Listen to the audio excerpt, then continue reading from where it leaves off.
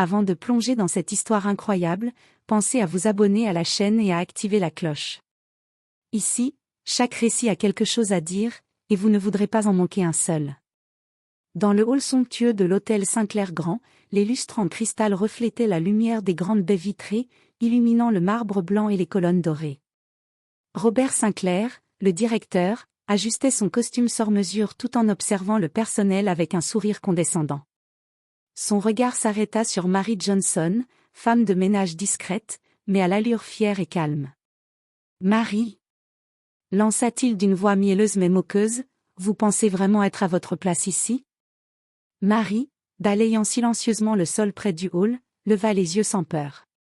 Son visage restait impassible, mais ses yeux brillaient d'une intelligence tranquille. « Je fais simplement mon travail, monsieur Sinclair, » répondit-elle d'une voix douce mais ferme. Robert ricana et sortit un contrat épais de son classeur en cuir. « Voyons si vous pouvez comprendre ça. Je parie que vous ne saurez même pas par où commencer. » Il lui tendit le document avec un sourire triomphant. Mary le prit calmement, le feuilletant avec précision. À sa grande surprise, Robert avait choisi un contrat écrit, en allemand, pensant qu'elle ne comprendrait rien. Mary s'assit sur une chaise, posa le document sur ses genoux et commença à lire à voix haute, avec fluidité et clarté, chaque mot parfaitement articulé. Robert, convaincu qu'il allait se moquer d'elle, sentit peu à peu son sourire se figer. Chaque phrase qu'elle traduisait révélait des clauses qu'il n'avait pas remarquées et qui compromettaient ses propres décisions. Le hall, autrefois témoin de son arrogance, semblait soudain retenir son souffle. Mary referma le contrat avec un calme impressionnant et posa son regard sur lui. « Peut-être devriez-vous relire vos documents avant de juger quelqu'un, » dit-elle simplement, laissant derrière elle une leçon d'humilité et de respect. Robert Sinclair resta figé, incapable de répondre, tandis que Mary s'éloignait avec la dignité tranquille de quelqu'un qui sait qu'intelligence et patience sont les armes les plus redoutables contre l'arrogance. Le jeu venait de commencer. Le lendemain matin, le hall de l'hôtel Sinclair Grand brillait sous le soleil matinal. Les employés s'activaient, certains encore sous le choc de l'incident de la veille. Robert Sinclair entra dans le hall avec un mélange d'agacement et de fierté mal placée. Il avait passé la nuit à ruminer sur Mary Johnson et son incroyable maîtrise de l'allemand. « Aujourd'hui, je vais lui montrer qui dirige cet hôtel, » murmura-t-il pour lui-même, serrant un nouveau dossier entre ses mains. Mary poussait son chariot de nettoyage, ses gestes précis et méthodiques. Elle ne remarqua même pas Robert au début, concentré sur le polissage du marbre. Robert s'approcha d'elle, un sourire sarcastique aux lèvres. « Mary, encore là, » dit-il, en lui tendant un nouveau contrat. « Essayez donc de comprendre ça, je suis sûr que vous ne saurez pas par où commencer. » Mary prit le document sans un mot, posant son regard clair sur lui. « Très bien, monsieur Sinclair. Je vais le lire. » Le directeur ricana intérieurement, ce contrat était rédigé en allemand juridique complexe. Il était persuadé qu'elle abandonnerait au bout de quelques phrases. Mais Mary s'assit calmement sur une chaise à proximité. Ses doigts parcoururent les lignes avec assurance. Puis, d'une voix douce mais ferme, elle commença à lire à voix haute. Selon les dispositions de ce contrat, toutes les décisions exécutives relatives aux investissements hôteliers doivent être approuvées par le comité interne avant toute signature. Robert fronça les sourcils. Chaque phrase qu'elle traduisait révélait des clauses qu'il n'avait pas remarquées et qu'il exposait à des erreurs professionnelles et financières. Il sentait son arrogance s'éroder. Mary continua, expliquant clairement les implications de chaque section. Cela signifie que vous ne pouvez plus prendre de décisions unilatérales concernant les fournisseurs et les contrats de rénovation. Toute action contraire pourrait entraîner des sanctions légales pour l'hôtel. Le directeur resta silencieux, incapable de formuler une réplique. Ses employés, témoins de la scène, observaient en silence, admirant la maîtrise tranquille de Mary. Elle referma le contrat, le posa sur la table, et posa ses yeux sur lui. « Monsieur Sinclair, peut-être que la prochaine fois, vous devriez relire vos documents avant de penser qu'ils sont un moyen de me ridiculiser. » Le silence tomba dans le hall. Robert sentit la morsure de l'humiliation, mais pour la première fois, il ne pouvait rien dire. Mary, avec sa dignité intacte, reprit son travail comme si rien ne s'était passé.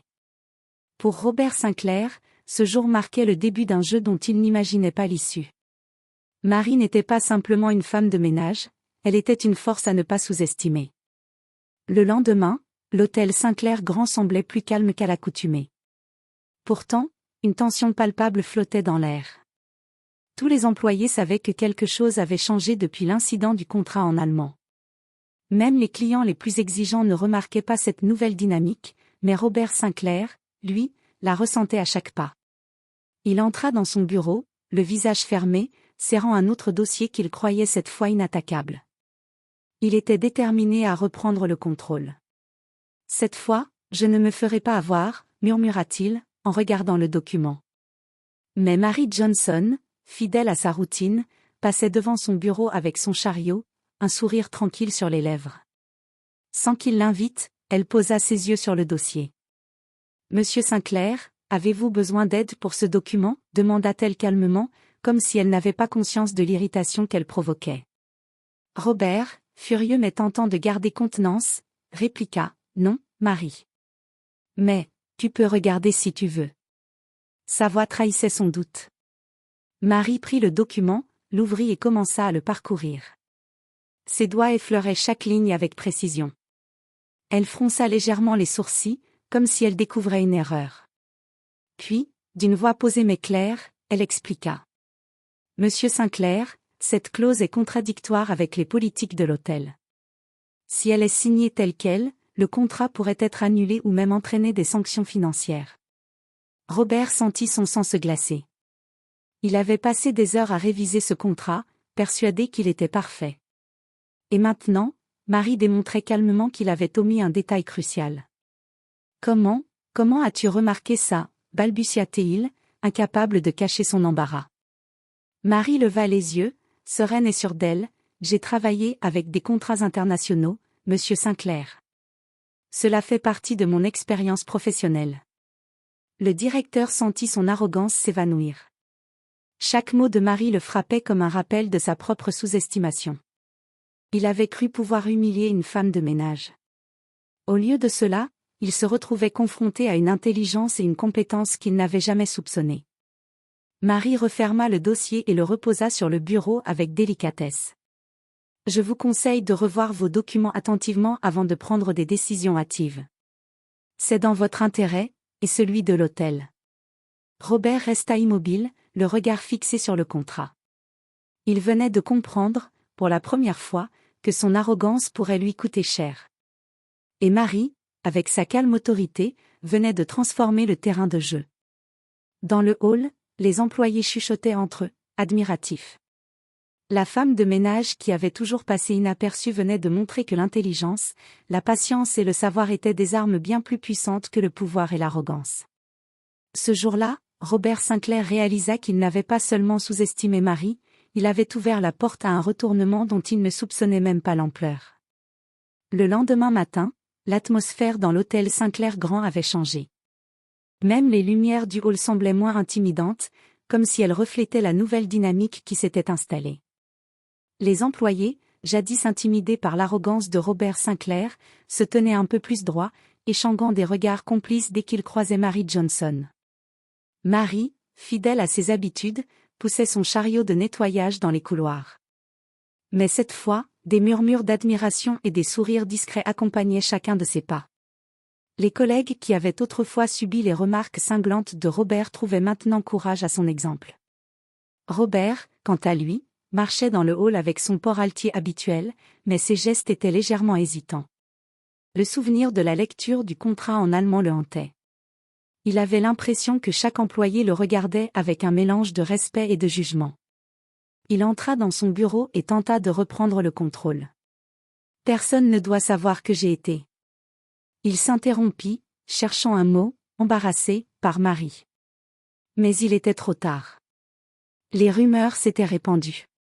Même Linda Thompson, l'assistante administrative, qui avait toujours été distante et froide, s'approcha de Marie en chuchotant.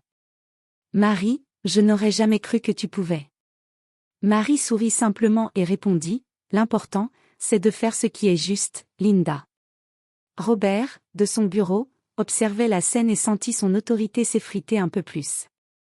Chaque regard admiratif porté à Marie était un rappel silencieux qu'il avait sous-estimé une femme qu'il considérait comme insignifiante. La journée avançait, et les incidents mineurs mais significatifs se multipliaient. Quand un client exigeant tenta de rabaisser un employé, Marie intervint calmement, expliquant la situation avec tact et autorité. Les autres employés commencèrent à la suivre instinctivement, voyant en elle une figure de stabilité et de compétence. Robert, furieux mais impuissant, se rendit compte que le simple fait de l'humilier n'avait plus aucun effet. Marie avait transformé une position de vulnérabilité apparente en une autorité morale et intellectuelle incontestable. À la fin de la journée, alors que Marie passait à côté de son bureau, Robert sentit une pointe d'admiration mêlée de frustration. Il savait qu'il ne pouvait plus la traiter comme avant. Et pour la première fois, il se demanda si l'arrogance et le pouvoir suffisaient à dominer quelqu'un capable de réfléchir et d'agir avec autant de calme et de précision. Ce jour-là, l'effet domino commença, la peur des employés envers Robert Sinclair se transforma en respect pour Mary Johnson. Et dans ce changement subtil mais irréversible, le jeu venait de s'inverser. Après plusieurs jours, Robert Sinclair ne pouvait plus ignorer l'évidence. Mary Johnson n'était pas une simple femme de ménage.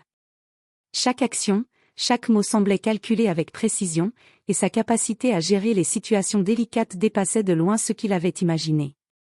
Un soir, seul dans son bureau, Robert décida de creuser le passé de Mary.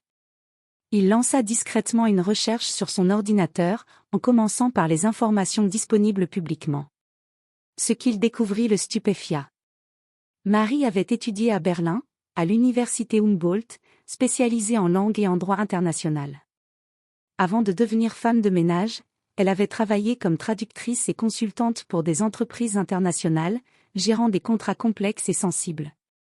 Chaque document, chaque traduction, chaque situation qu'elle avait affrontée dans l'hôtel semblait désormais s'éclairer sous un nouveau jour.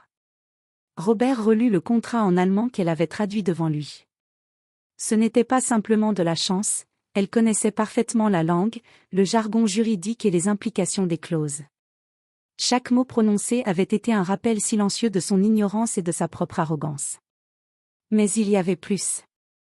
Marie n'avait jamais cherché à se vanter ou à impressionner qui que ce soit. Son calme et sa discrétion ne faisaient qu'ajouter à son aura mystérieuse. Robert commença à se demander pourquoi une femme aussi qualifiée avait choisi un emploi modeste dans son hôtel. Le lendemain, dans le hall, Robert observa Marie guider un client difficile avec un mélange de fermeté et de douceur. Chaque geste, chaque mot, respirait l'expérience et la maîtrise de soi. Il commença à sentir une pointe d'envie mêlée de respect. Qui aurait cru ? Murmura-t-il, presque pour lui-même, que j'aurais sous-estimé quelqu'un comme elle ? Marie, de son côté, continuait son travail avec la même rigueur, consciente des regards curieux et admiratifs. Elle savait que Robert finirait par découvrir son passé, mais elle n'en avait nul besoin pour s'affirmer. Son autorité venait naturellement de son intelligence, sa patience et sa capacité à rester imperturbable face à l'arrogance. Cette révélation sur le passé de Marie marqua un tournant pour Robert. Il ne pouvait plus la traiter comme auparavant. Chaque confrontation future serait un duel intellectuel, et il sentait déjà que la partie serait loin d'être gagnée. Dans les couloirs du Sinclair Grand, la femme de ménage devenue symbole de respect et de compétence avançait silencieusement, et derrière elle, l'arrogance du directeur commençait à se fissurer. Le hall de l'hôtel Sinclair Grand était rempli ce matin-là. Robert Sinclair avait organisé une réunion pour présenter de nouveaux contrats aux employés, convaincu que ce serait l'occasion de réaffirmer son autorité. Il tenait le document en main avec un sourire calculé, persuadé que personne ne saurait contester ses décisions. Mary Johnson entra comme à son habitude, poussant son chariot de nettoyage, mais cette fois, les regards des employés étaient braqués sur elle. Les murmures parcouraient le hall, c'est elle, celle qui a humilié Robert Sinclair. Robert fit un pas en avant et déclara, « Aujourd'hui, nous allons examiner ce nouveau contrat de partenariat. Je veux que tout le monde comprenne bien ces clauses. » Il tendit le document à Marie avec un sourire condescendant. « Marie, peut-être pourrais-tu l'expliquer aux autres, dit-il, pensant qu'elle échouerait en public. » Marie prit calmement le dossier. Le silence tomba.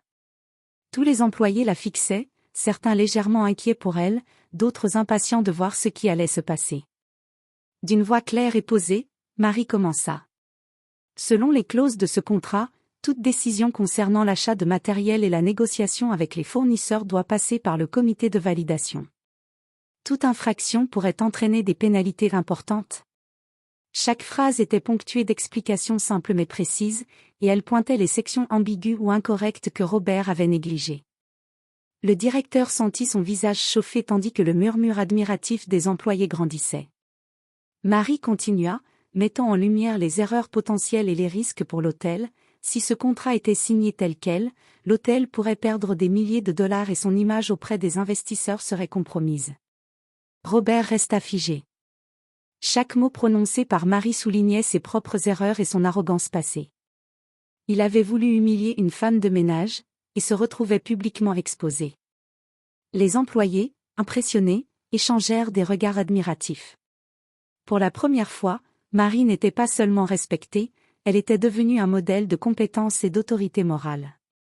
Marie referma le dossier avec un calme souverain et posa ses yeux sur Robert. « Monsieur Sinclair, je vous conseille vivement de relire vos documents attentivement avant toute signature.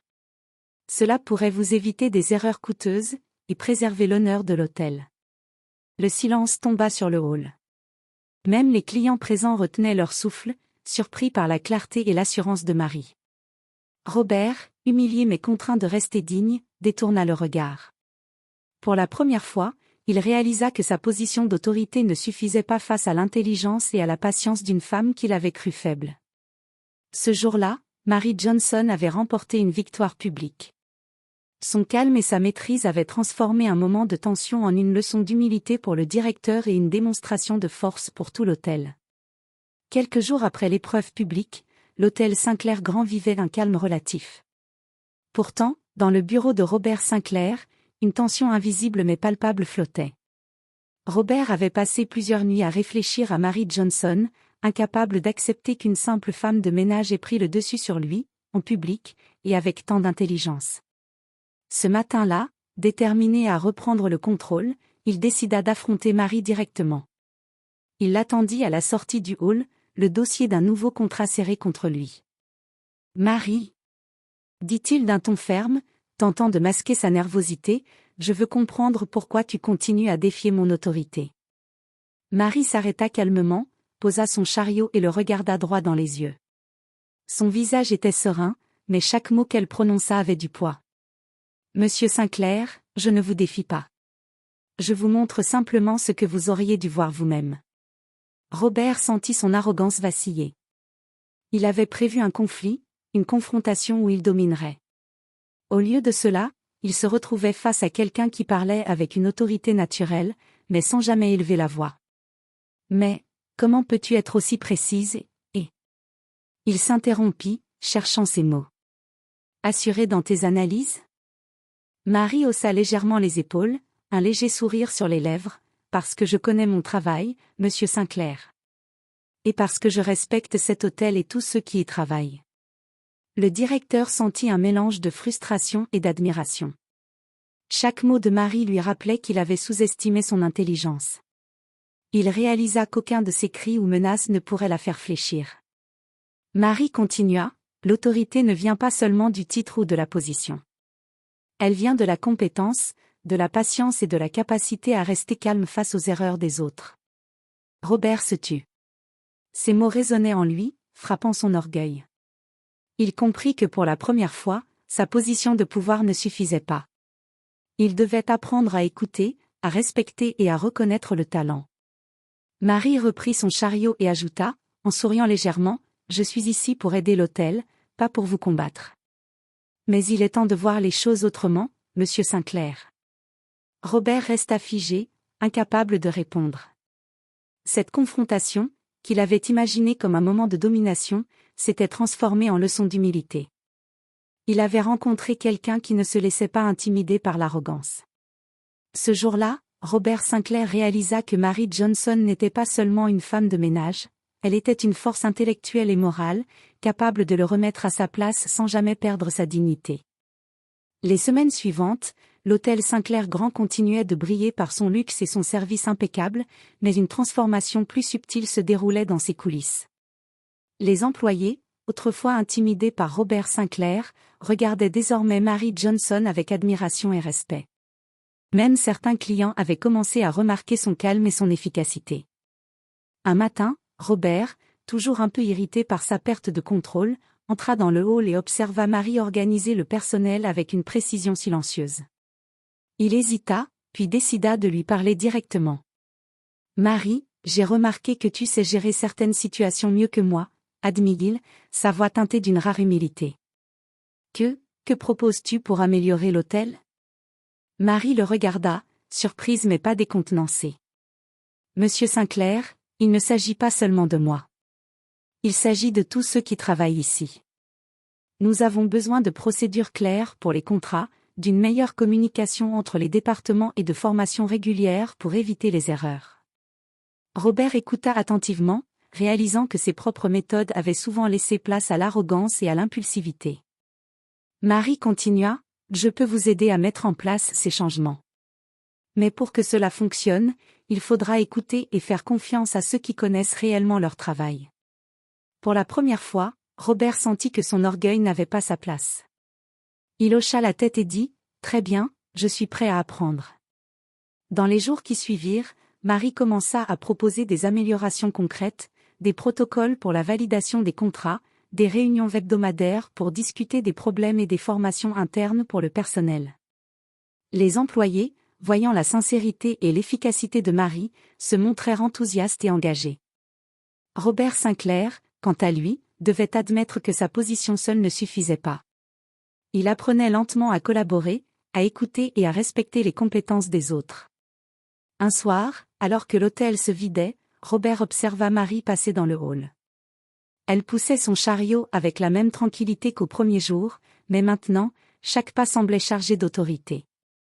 Il réalisa que l'humilité, la patience et l'intelligence étaient devenus ses meilleurs alliés et que Mary lui avait offert cette leçon avec une élégance qu'il ne pourrait jamais oublier. Ce jour-là, Robert Sinclair comprit que Mary Johnson n'était pas seulement une femme de ménage. Elle était devenue un pilier de l'hôtel, un exemple de compétence, de respect et de maîtrise. Et lui, pour la première fois, devait apprendre à suivre plutôt qu'à diriger aveuglément. Les semaines passèrent, et l'influence de Mary Johnson au sein de l'hôtel Sinclair Grand ne fit que grandir. Ce qui avait commencé comme un simple défi à l'autorité de Robert Sinclair se transforma en une présence respectée et indispensable. Chaque employé savait désormais qu'elle possédait une expertise rare et une capacité à résoudre les problèmes que personne d'autre n'avait. Robert, encore un peu réticent, prit une décision qu'il n'aurait jamais imaginée quelques mois plus tôt. Il nomma Mary consultante interne pour superviser les contrats et la formation du personnel. Elle continuait ses tâches quotidiennes, mais son rôle officiel lui conférait désormais un pouvoir moral et intellectuel incontestable. Le premier jour de son nouveau rôle, Mary entra dans le bureau de Robert avec un dossier en main. « Monsieur Sinclair, j'ai préparé des propositions pour améliorer la gestion des fournisseurs et éviter les erreurs contractuelles. » Robert, assis derrière son bureau, leva les yeux et sourit, un mélange de respect et de timidité dans son expression. « Très bien, Mary. Montre-moi ce que tu as préparé. » Mary exposa ses idées avec clarté et assurance. Elle expliqua comment centraliser les communications, établir des procédures de validation strictes et renforcer la formation du personnel pour éviter les malentendus ou les erreurs coûteuses. Chaque point était logique, précis et facilement applicable. Les employés, assistant à cette interaction, comprirent que Mary n'était plus seulement une femme de ménage, elle était devenue une référence professionnelle. Même Robert ne pouvait que suivre, reconnaissant la justesse de ses propositions. Dans les jours suivants, Mary mit en place ses recommandations. Les réunions hebdomadaires devinrent des moments d'apprentissage pour tout le personnel. Les problèmes qui semblaient insolubles auparavant furent rapidement résolus grâce à sa méthodologie. Les clients remarquèrent également la différence, l'hôtel fonctionnait avec une fluidité et une efficacité accrues, renforçant sa réputation de luxe et de perfection. Robert, observant tout cela, commença à changer profondément. Il comprit que l'autorité ne résidait pas seulement dans le titre ou le pouvoir, mais dans la compétence, l'humilité et la capacité à guider avec intelligence. Mary, par son calme et sa maîtrise, lui avait offert une leçon qu'aucune arrogance ne pourrait jamais remplacer. Un soir, Alors que l'hôtel s'apaisait sous la lumière des lustres, Marie poussa son chariot dans le hall, regardant le personnel s'activer. Chaque sourire, chaque salut respectueux, chaque geste d'admiration était un rappel silencieux de l'impact qu'elle avait désormais. Robert, derrière son bureau, la regarda et murmura. « Marie, tu es devenue le cœur de cet hôtel. » Et pour la première fois, il sentit qu'il n'y avait aucune honte à suivre quelqu'un de plus compétent que lui. Un matin, l'hôtel Sinclair Grand accueillit une délégation d'investisseurs internationaux pour discuter de nouveaux partenariats. Robert Sinclair, vêtu de son costume le plus impeccable, pensait pouvoir briller devant eux. Il tenait à montrer qu'il maîtrisait la situation et que l'hôtel restait sous son contrôle. Mary Johnson, fidèle à sa routine, passait dans le hall avec son chariot. Mais cette fois, son rôle allait dépasser le nettoyage, elle était au cœur de la présentation, prête à intervenir si nécessaire. La réunion commença dans la grande salle de conférence. Robert présenta les nouveaux contrats avec assurance, expliquant les clauses principales. Mais lorsqu'un investisseur posa une question complexe sur certaines obligations contractuelles et leurs implications financières, Robert hésita, visiblement déconcerté. Avant qu'il ne tente une réponse hésitante, Marie s'avança calmement. « Monsieur Sinclair, si vous me permettez. » dit-elle avec douceur mais fermeté. Tous les yeux se tournèrent vers elle. Marie expliqua les détails des clauses, identifiant les risques et proposant des solutions concrètes. Sa précision, sa maîtrise des termes juridiques et sa capacité à anticiper les conséquences impressionnèrent immédiatement les investisseurs. Robert sentit son visage chauffer. Il avait voulu diriger la réunion et démontrer son autorité. Au lieu de cela, c'était Marie qui captivait l'attention. Les investisseurs prenaient des notes et hochèrent la tête, visiblement rassurés et impressionnés par ses compétences. Un investisseur demanda « Cette présentation est exceptionnelle, pourriez-vous superviser la gestion de nos futurs contrats avec l'hôtel ?» Marie répondit calmement, avec plaisir. « Mon rôle est d'assurer la transparence et la sécurité des opérations pour l'hôtel et ses partenaires. » Robert, humilié mais contraint de rester digne, sentit chaque mot comme un rappel de ses propres erreurs passées. Marie avait transformé ce moment qui aurait pu être un fiasco en une démonstration éclatante de compétence. À la fin de la réunion, alors que les investisseurs quittaient la salle en exprimant leur satisfaction, Robert regarda Marie et murmura, presque pour lui-même. « Tu as sauvé l'hôtel, encore une fois. » Marie, impassible mais satisfaite, hocha simplement la tête. Elle n'avait pas cherché à humilier Robert publiquement, son autorité venait naturellement de son intelligence et de sa maîtrise des situations. Ce jour-là, la réputation de Mary Johnson au sein de l'hôtel et auprès des partenaires internationaux fut définitivement établie. Robert Sinclair comprit, une fois pour toutes, que l'arrogance seule ne suffisait jamais face à la compétence et à la patience. Mary n'était plus simplement respectée, elle était devenue indispensable. Quelques semaines après la réunion avec les investisseurs, l'hôtel Sinclair Grand organisait une cérémonie interne pour célébrer les succès récents et annoncer les nouvelles améliorations.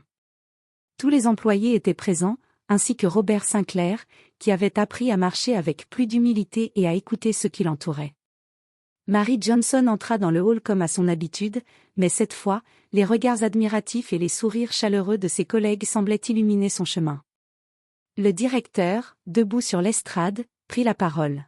« Aujourd'hui, nous célébrons non seulement les réussites de l'hôtel, mais aussi ceux qui ont contribué à les rendre possibles, annonça-t-il, sa voix claire et solennelle. Et il est temps de reconnaître quelqu'un qui a transformé notre façon de travailler, quelqu'un qui a su nous montrer ce que compétence, patience et intelligence peuvent accomplir. » Tous les regards se tournèrent vers Marie. Robert s'avança et, pour la première fois, son ton était sincère. « Mary Johnson, merci. Merci pour votre travail exceptionnel, pour votre patience et pour la leçon d'humilité que vous m'avez donnée.